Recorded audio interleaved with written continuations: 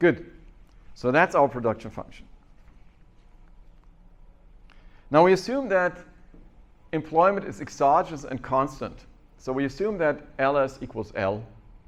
People work 40 hours a week, 8 hours a day, whatever, 300 days a year, maybe less, right? Take off the weekends. But that's it. A certain part of the population works and it doesn't change. Now, what are the assumed properties? Now, this is a lot of stuff on the slide. We assume that if you have more capital, you produce more. So the partial derivative of the production function with respect to the capital stock is positive. Now, importantly, this is just notation, right? You may have seen that before. The partial derivative with respect to k being denoted by this subscript k.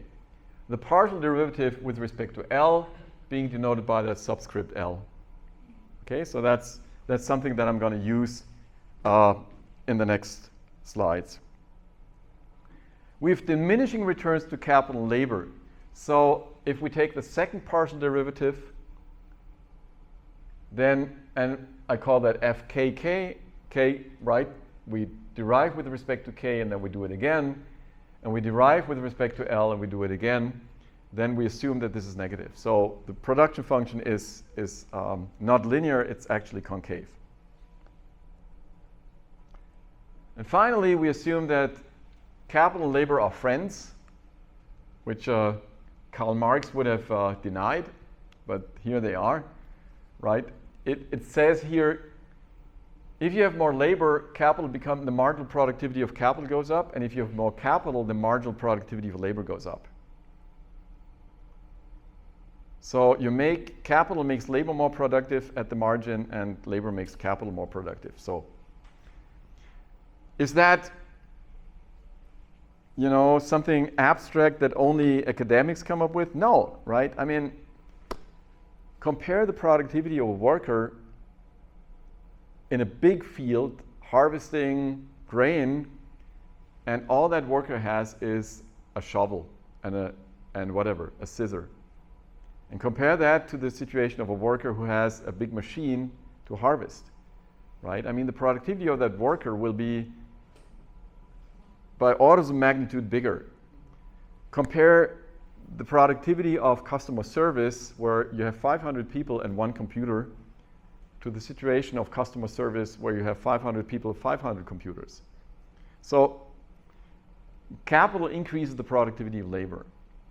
Of course, you can also, if you have 500 computers and just one person, it's also not very useful, right?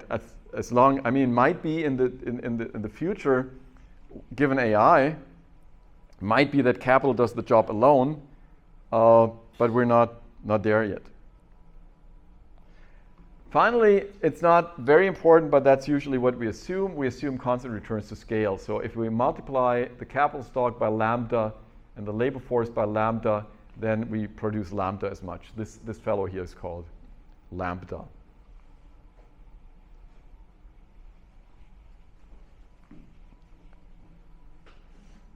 Good. Now let's talk about investment, and let me conjecture that you've seen that law of motion of the capital stock before. Ks plus 1 equals 1 minus delta Ks plus Is.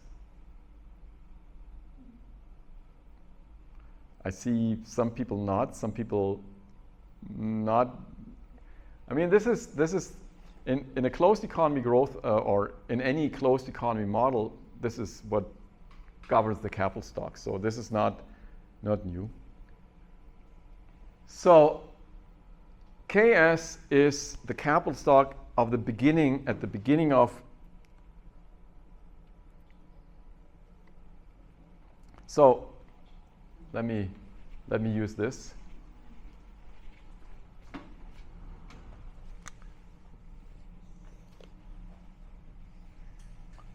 All right, so you have Ks plus 1 equals 1 minus delta Ks plus Is.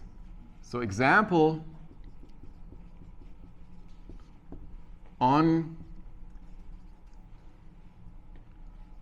January 2024, you have 100 machines. So K 2024 is 100. Suppose that delta equals 0.1. What is delta? Delta is the rate of depreciation. In every period, a share of the capital stock explodes, becomes obsolete, is just gone, right? Now, if delta is 0.1, then 1 minus delta is 0.9. Now, suppose that in 2024, you buy 20 machines. So I 2024 equals 20. So that means that K 2025 is 1 minus delta K 2024 plus I 2024. So that would be 100. That would be 0.9. That would be 20. And how much capital do you have in the next period? Well, you have 110. Right? So you're making an investment, right? You're buying 20 new machines. You're starting with 100 machines, but during the period, 90% of those machines, 10%, of course, not 90%, 10% of those machines explode.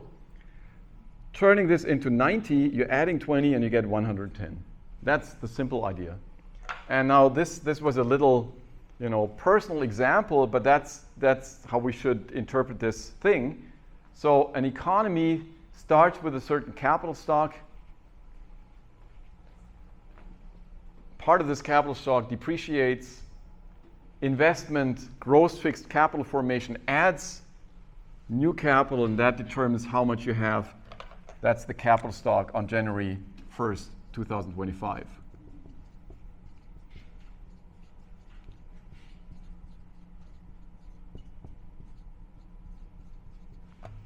Okay.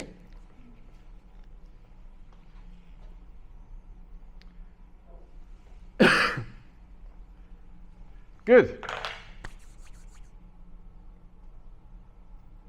So, how do you measure capital?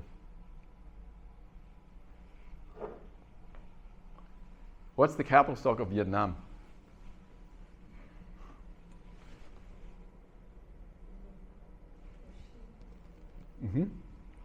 How do you measure it?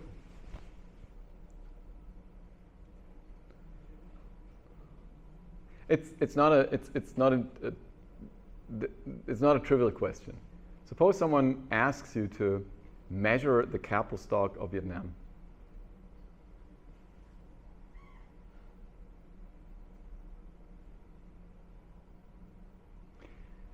So you go around and ask all the companies that are coming to list out how much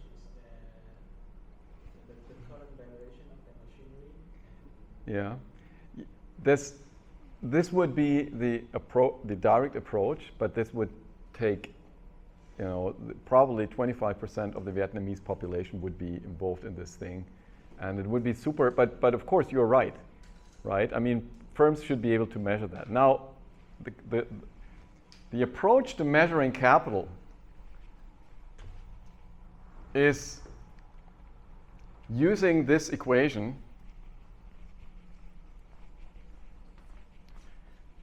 And it's called the perpetual inventory method.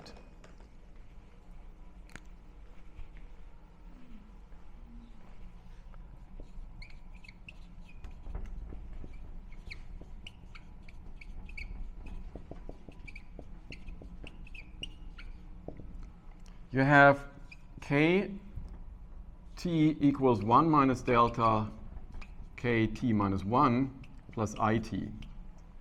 So we have kt minus 1 equals 1 minus delta kt minus 2 plus it minus 1. You have kt minus 2 equals 1 minus delta kt minus 3 plus it minus 2, and you can continue with that. And that gives you an equation where you say the capital stock today is the sum of 1 minus delta to the power of j running from 0 to t, I t plus j, no, I minus j, sorry, plus 1 minus delta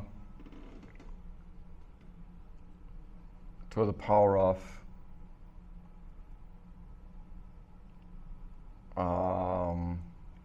j plus 1 k0. Right. Now, statistical authorities, what they do is they do not look at the stock, what you suggested, which is not, I mean, this is a reasonable answer. But what statistical authorities do, they use information on past aggregate investment. So they